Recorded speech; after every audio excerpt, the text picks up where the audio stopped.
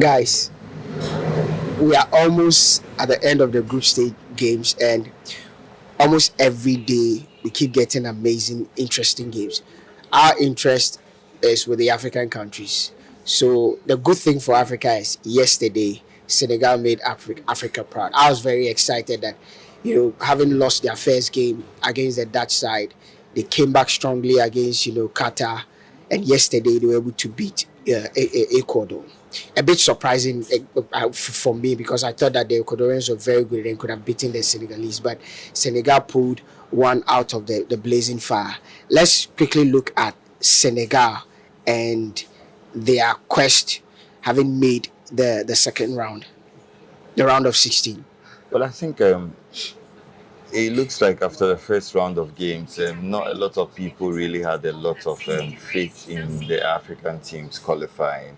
It looks like most of the African, indeed, factually, after the first round of games, no African team has scored a goal. And so everybody thought that, okay, I mean, come on, these are guys who have gone there to make up the numbers. But As always, it looks like in the last but one round of games and the last round of fixtures, as we witnessed yesterday, the Africans have taken it a step higher.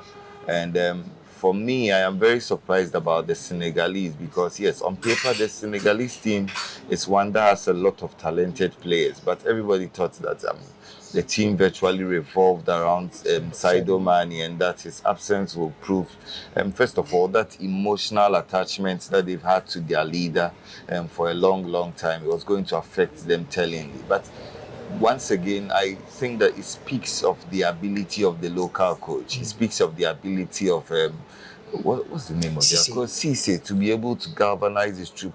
Yesterday, anyone who watched the game realized one thing about the Senegalese organization. They had a solid game plan.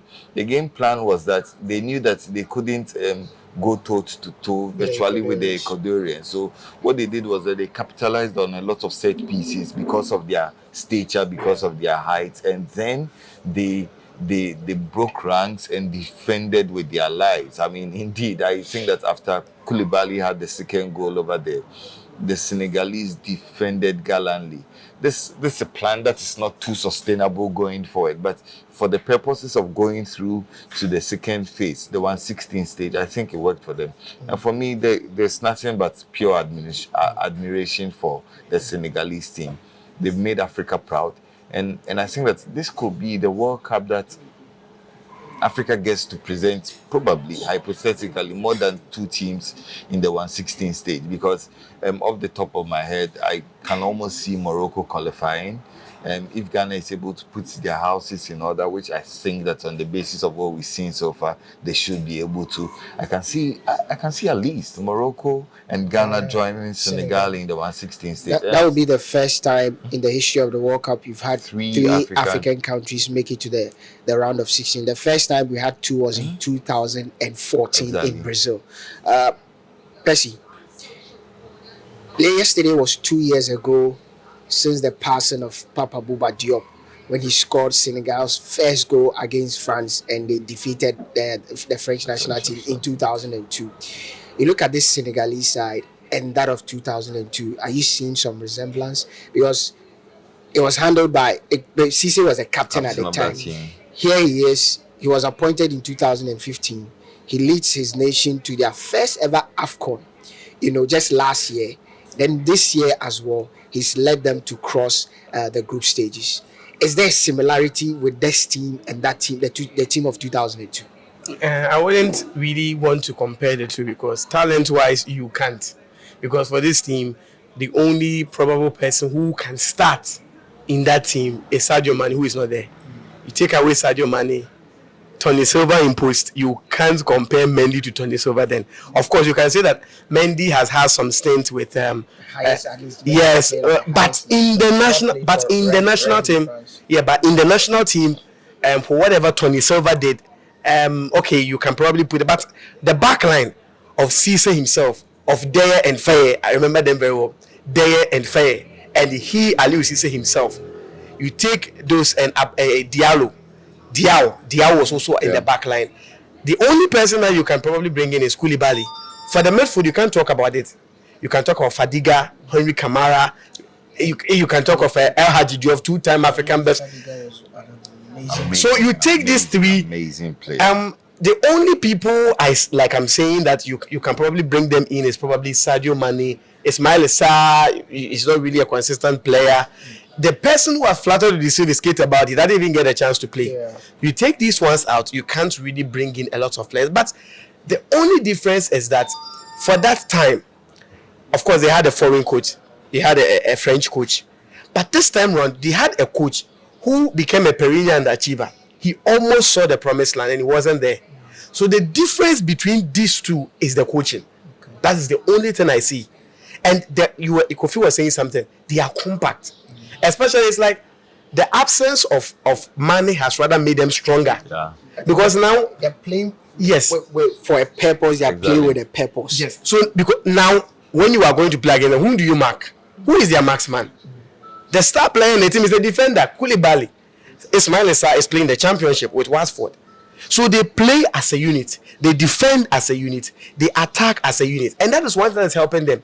When they went to the World Cup the last time, we all knew that the star player was El Hadji Diouf.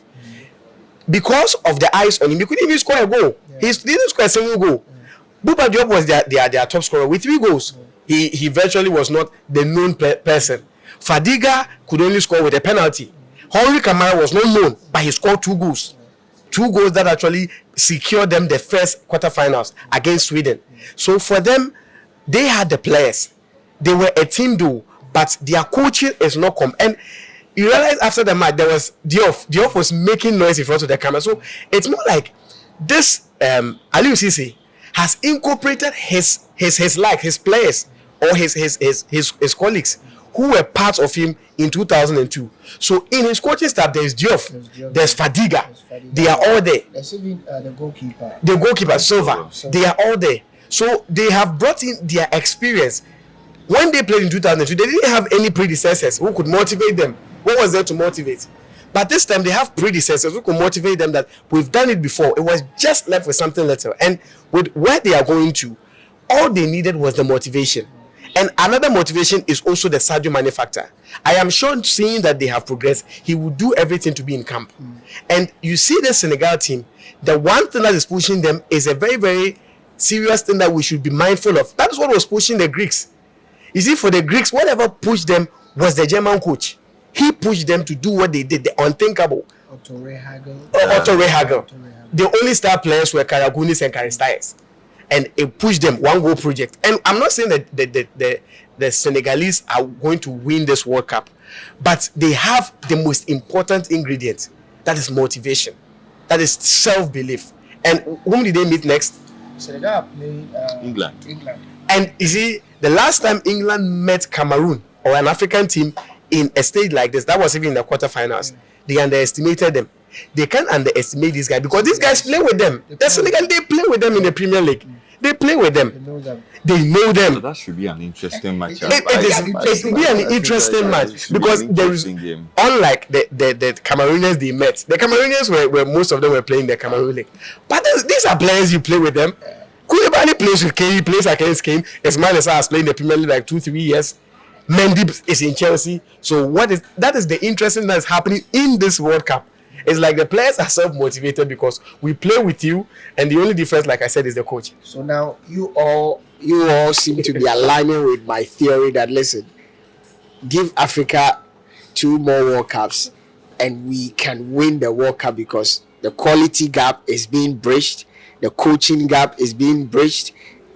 Like Kofi said, it's with that mental block, that psychological block. If you're able to cross that hurdle, because there's nothing that these whites have over us apart from that mentality. But I think that I agree with everything that you guys have said. And for me, kudos to the Senegalese. I'm hoping that their game against, it will be a tough game, a very, crunch game. But before we switch to the main topic for the day, discussion for the which is the Black Stars, looking ahead to that game against Uruguay, I think that, like you said, Morocco clearly seem like they are almost there. They just need to keep a cool head and avoid a defeat, against Canada, and Morocco is through. They just need to avoid a defeat. Tunisia would have to do something extraordinary. They would have to win and win massively and hope that results between Australia, result for Australia that does not go well for Australia, because Australia already, have 3 points in the bag. Morocco have just one. So Tunisia have just one. So for the African countries, it looks like Tunisia and Cameroon might be packing their bags home after today, Thursday and Friday. Let's look at Ghana. The Black Stars did an amazing job taking on the South Koreans, and I mean, the first half they played brilliantly. I was very, very surprised with how the Black Stars played in the first half. They beat the South Koreans by 3-2 to the surprise of a lot of people. But for most Ghanaians, they believed that Ghana would win. They're coming up against Uruguay.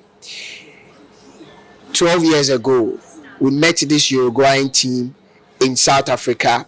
For me, I have issues with people blaming Suarez, because we need to blame ourselves. Yes. We were given the opportunity to qualify for the semi-finals. Any Ghanaian player would do what Suarez did.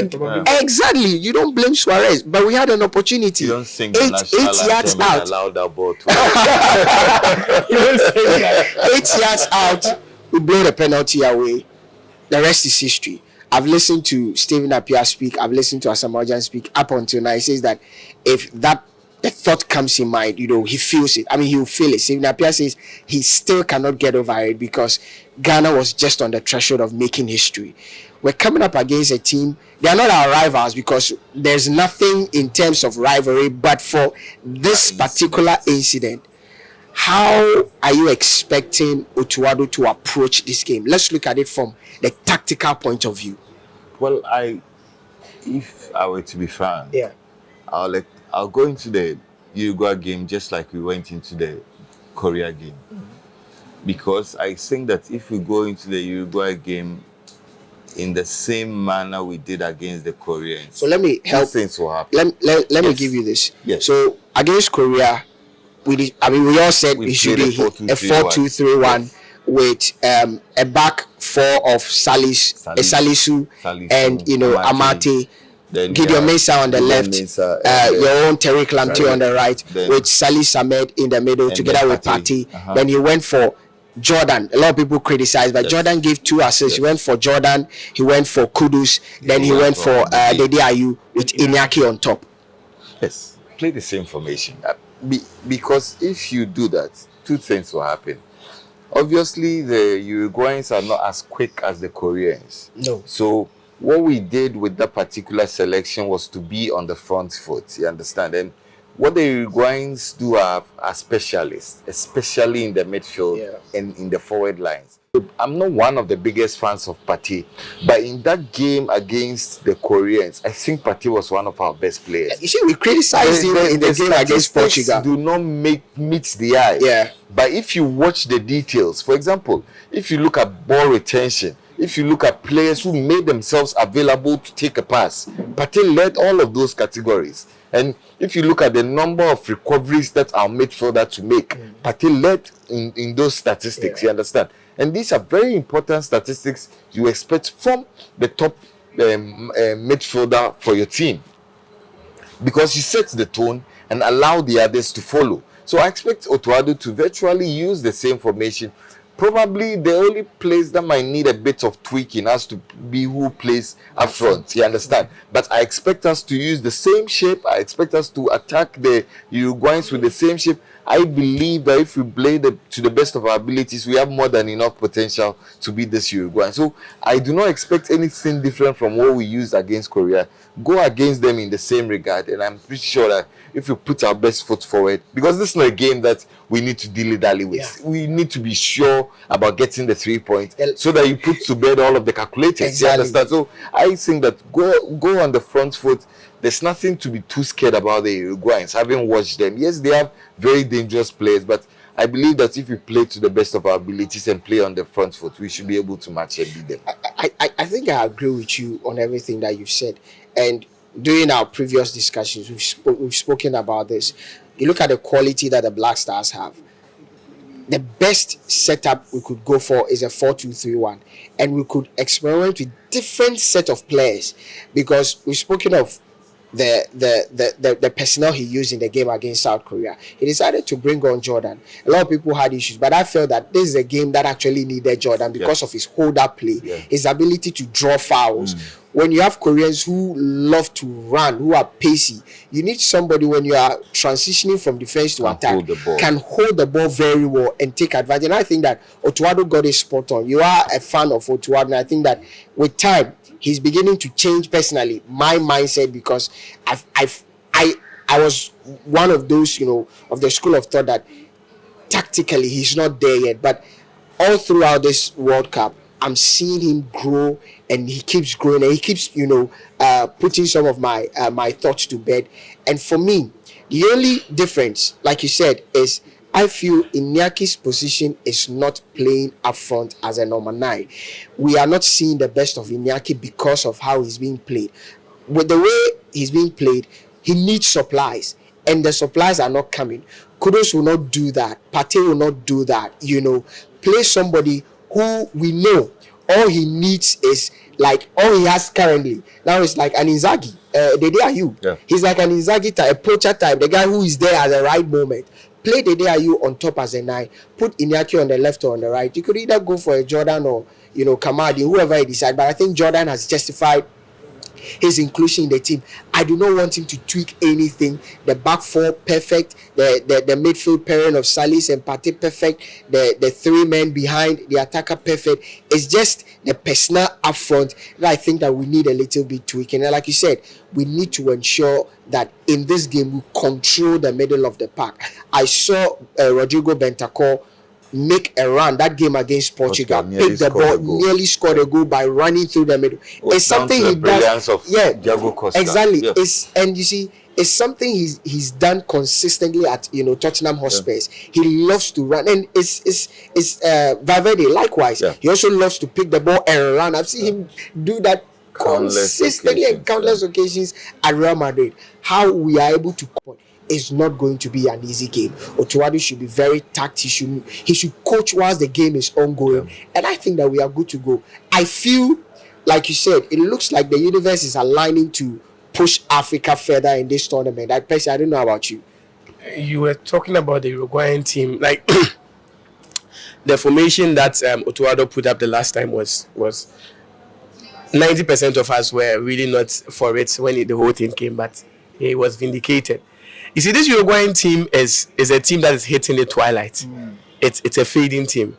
From Muslera was not starting in post, now he's been changed. But the up front, save Nunes, the rest, this is their last tournament.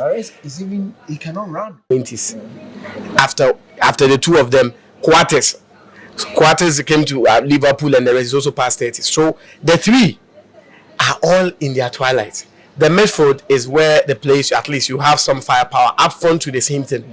The best thing you can do is put running boys at them, because now Godin is not going to come up front and try to play a highlight. He will try to use his head. The same thing for Quartes. He will be doing the same thing. So if you put running men, like I also agree. I'm not for Inaki being substituted, but not up front, because even with Athletic Bilbao, plays on the wings. You will see him up front, but he won't be there. No.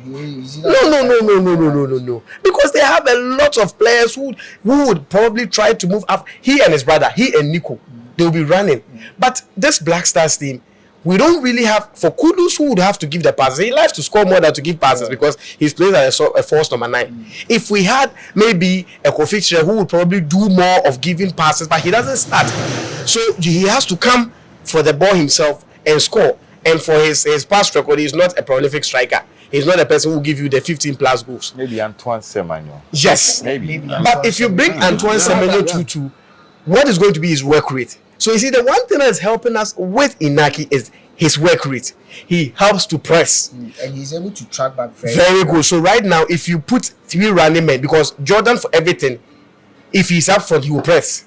And so Jordan, yes. So Jordan, I think one good thing about Jordan, he keeps away a lot of pressure from the left fullback. Very good. Because if you watch the game against the Koreans, because And Kudus Kudus was actually playing on that flank. Yeah. We talked about it. He did not really offer a lot of support That's to true. but Tariq Lamptey. So two oftentimes he was exposed. Exactly. And- The two and- goals yeah. that the Korean scored was Yeah. as a result of Yeah. pressing Yeah. Tariq Lamptey, Yeah. and there was nobody to Yes. track those. For me, with Partey and Salas, I'm not expecting any change of they being there, but their roles should be changed.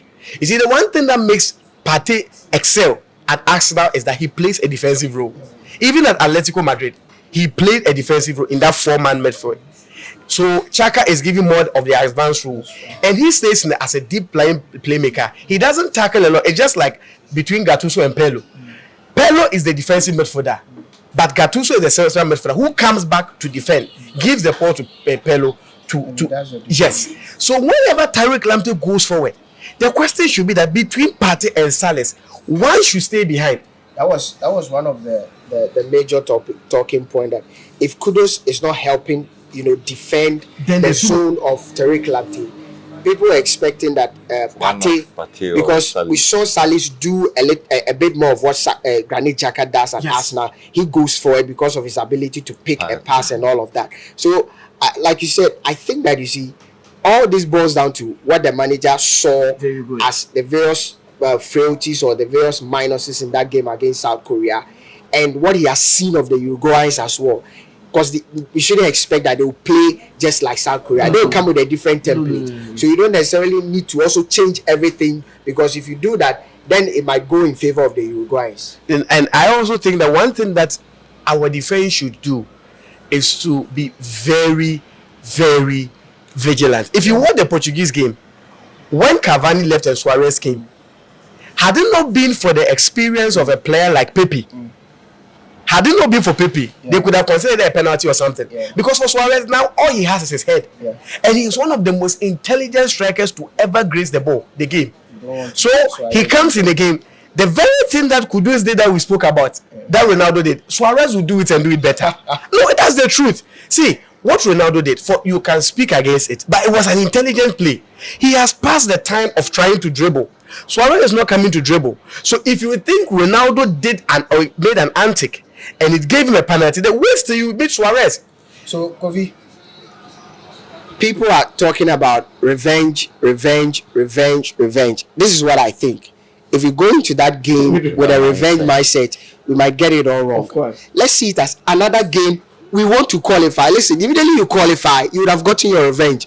But if you play with the mindset that, no, these guys denied us our opportunity, because I've even heard some of the players in an interview speak about, we have a bone to pick with them. We have, we need to revenge. Even some of the utterances of some of the FA members, even our minister. This one, I was watching a video where the minister in camp was talking about on Friday, these guys, revenge. What is the mindset, or what kind of mindset do you think the players and the managers should go into this game with? Well, a revenge mindset, or just another game we should go out there and win? Well, I think I agree with you. It shouldn't be about a revenge mindset, because if you go into that game with a revenge mindset, what it does is that it puts a lot of pressure on you psychologically. It does put a lot of emotional stress on you also, because you would feel like, okay, there's something to be done to pacify all of Ghanaians. I think that we need to treat this game as any other game. Probably we can start speaking tough after we've done the job. You understand? We could speak tough after we've done the job. But I think that pre-game, before we go into the game, make sure that you psych the boys not to be thinking about what happened 12 years ago. Make sure that you psych the boys to think about the task ahead. The task ahead is simple. Just beat Uruguay and qualify to the next phase. I think that needs to be the mindset. Maybe when we are done with it, we can decide to engage in all of the shenanigans. But for me, I think that the mindset has to be treating Uruguay like we treated South Korea, like we played against Portugal. Let's go, because the moment you start putting all of these connotations on yourself, I think you are inviting unnecessary pressure on yourself. But guys, don't forget, we are shooting at the plush Red Mango apartment in Takrady at Chapel Hill. Listen, we are at their bar, amazing, exquisite place. So if you are in Takrady this weekend, just and you need a place to relax, to enjoy, with the family, the place to be is Red Mango Apartment in Takrade, Chapel Hill. Yeah. Percy, what are some of the things the Black Stars should avoid going into that game? What shouldn't they do? Like in football, I said no, especially for a crunch game. I mean, we've seen games that are so crunch, and this is a crunch game. Just win, and like you said, to avoid the unnecessary. The beautiful thing is, even if South Korea beat Portugal 10-0, and we have a better head-to-head against them, we pick a draw against Uruguay, and it's 4-4. We have a better head-to-head, so we should just make sure we avoid a defeat. At least it puts us in that zone. But for us to shut down all the necessary mathematics, just beat Portugal, just beat Uruguay and qualify. What are the things the Black Stars Otuado should avoid quickly before we check out? Like I said, for Uruguay, their strength is their attack. They have two diverse strikers. One who is very intelligent with respect to how to not even Cavani, how to frustrate defenders. Like you said, you are coming in with a mindset of revenge. He frustrates you. Suarez, he frustrates you to commit yourself. And there's one thing I have seen about Amate and Salisu. They don't have a cool head. They are not cool-headed defenders, calm defenders like maybe John Mensah would be. They are like a bit rugged defenders. But I think Salisu is probably even better, but Amate is not like that. Again, you have the one of the best players in terms of positioning ever in football. You're talking about Edinson Cavani. If you watch the Portugal game, there was a cross that came in. Probably he didn't get the touch well. The commentator was surprised how he managed to get between Pepe and Ruben Diaz. Something Kofi has said countless times. So the two of them, for Cavani, when he's in the game, he might look very, very useless in the game. Just one pass, a moment between Rodrigo Bentancur, because for Uruguay, they will leave the wings for you. They are not coming with the wings. So a pass like, let's say Rodrigo Bentancur takes the ball, runs through, and gives it to Cavani. He is one player, the way he will find his position. So one of the things we should avoid, like you said, we should always try to block every single space between. And we shouldn't go in with this revenge thing. One of the people we should really speak to is our two defenders. I don't know why I'm speaking about it, because Suarez is one player I have never liked when my team is playing against.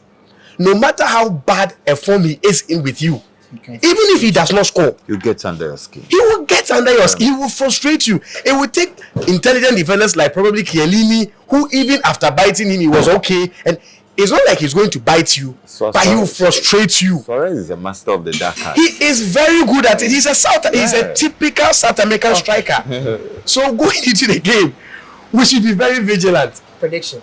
My prediction is that I'm expecting Ghana to win this game. I'm not expecting it. It's so easy to say I'm expecting. Okay, I'm not. Scoreline. 2-1 Ghana. 2-1 Ghana. 2-1 Ghana. Kofi. Difficult for me. You have been a proponent of over 2.5 or 1.5. I can't say any, but I think that my gut instincts tell me that Ghana will qualify. I don't know how. Maybe at worst I expect us to get a draw, but my gut instincts tell me that scoring draw, or it looks like a scoring draw. But I expect us to be the Uruguays. Wow. Yes. I'm sure you know Kofi. He I'm not going to say disdain. He has a penchant for not liking some things Black Stars. Let me put it that way, in a nice way. But he has gone for Ghana going through. I don't know about you. Let's hear your predictions. We want to know your predictions. Like I said, we are shooting from the Red Mango Apartment in Takrade. Amazing place this Christmas. If you are in Ghana, if you are in Takrade, come to Red Mango's apartment. They have excellent accommodation for you and the entire family. I want to sit on the fence. I can't predict, because I think that it will be a tough game. It will be a tough game for the Black Stars. It will be a tough game for the Uruguayans as well. I want to sit on the bench, and maybe Friday, Sports 101, we have an amazing package for you. So just keep watching us, follow us on our various social media platforms. We have something nice for you. It's the big game. It's happening at 3 o'clock. It's three. It's actually three. Yeah, the game is at three. Whilst the Cameroonian and Brazilian group, they are rather playing at 7. So And three. it's a holiday. It's a holiday. Friday is Farmers Day. Maybe the gods will smile at us again and put us through. But let's if you're praying, say a word of prayer for the African teams and for the Black Stars more importantly. So thank you very much for joining us. Make sure you subscribe, like our videos, comment, and follow us on all our social media platforms.